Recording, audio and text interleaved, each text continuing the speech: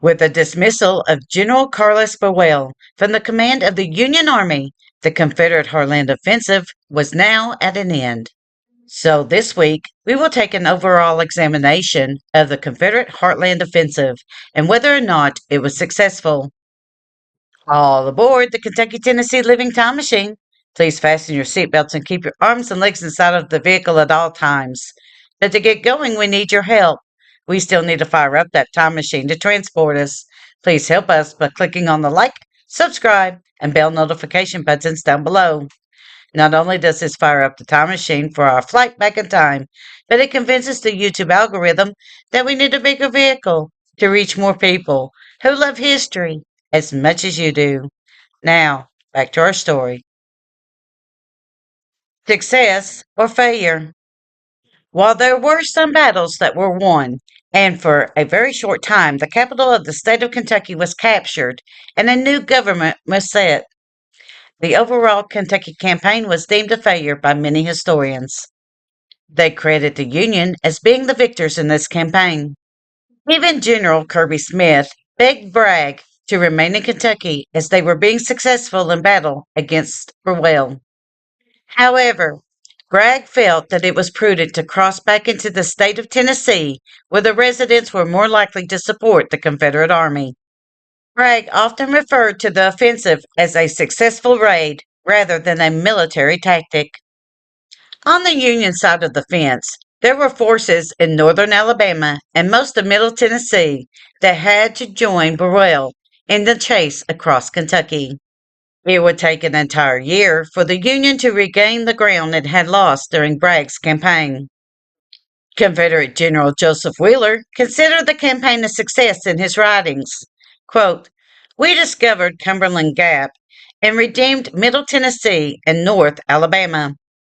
2 months of marches and battles by the armies of Bragg and Kirby Smith had cost the Federals a loss in killed, wounded, and prisoners of 26,530. We had captured 35 cannons, 16,000 stand of arms, millions of rounds of ammunition, 1,700 mules, 300 wagons loaded with military stores, and 2,000 horses." Unquote.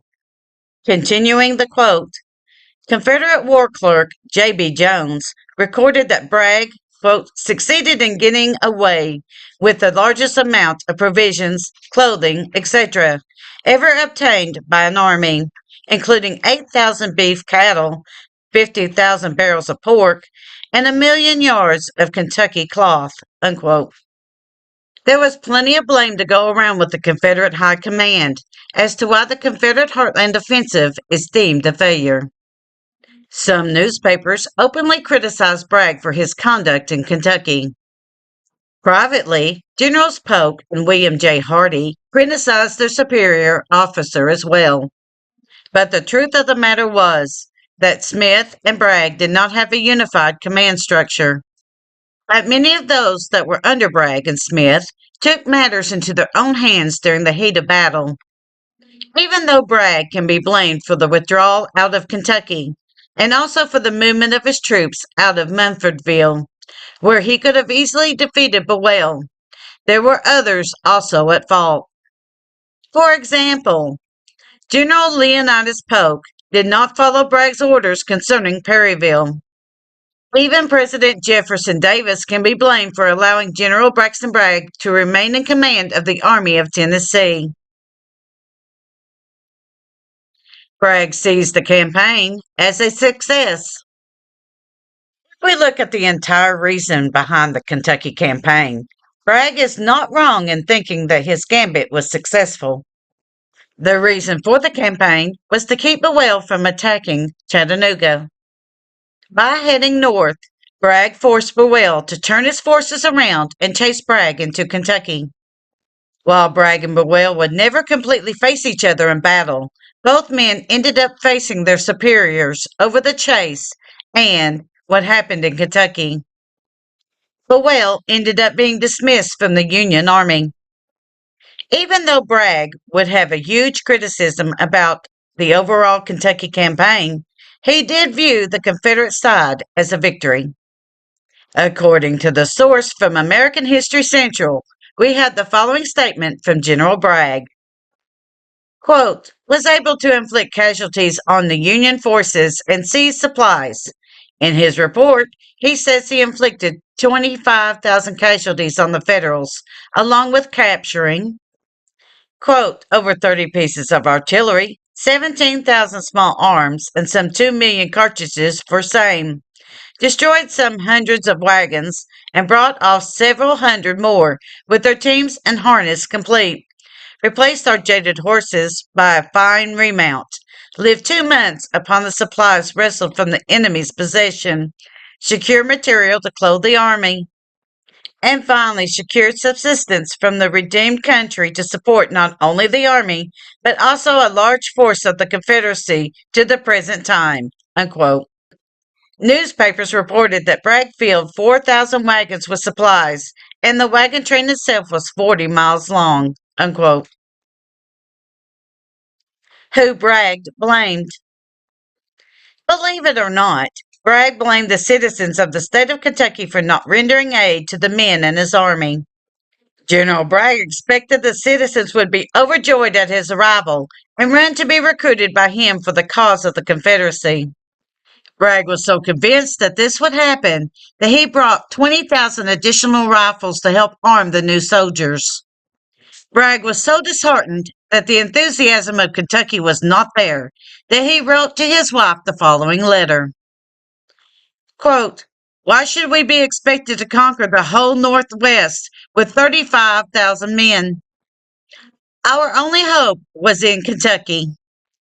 We were assured she would be with us to a man, yet in 7 weeks' occupation, with 20,000 guns and ammunition burdening our train, we only succeeded in getting about 2,000 men to join us, and at least half of them have now deserted. Unquote. So even though he was going to see the campaign as successful overall, his time in Kentucky was not as he hoped. History would rank him among the worst generals in the Civil War because of the Kentucky campaign. And it was a reputation that steadily got worse during the war, as he was never able to achieve the same successes that he did with this campaign. Casualties. The entire Kentucky campaign was a very bloody one. While the two armies never completely met face to face, there were a lot of deaths, wounded, captured, and missing among the both sides.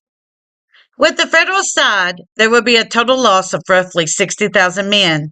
With the Confederate side, there would be a total loss of roughly 52,000 men. Both sides would have an undetermined amount of missing and wounded men. After the dust had settled from Bragg's invasion of the state of Kentucky, it really didn't make a difference where the government was concerned.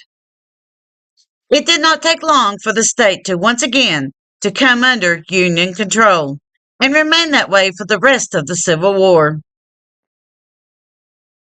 Thank you.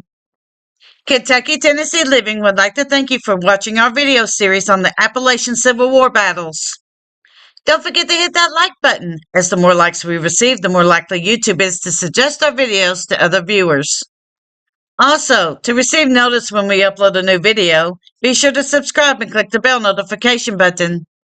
Be sure to double check that you are subscribed, as some of our viewers are finding that they are no longer subscribed to our channel. We thank you for continuing to support Kentucky Tennessee Living as we are discovering the mysteries in Appalachian history.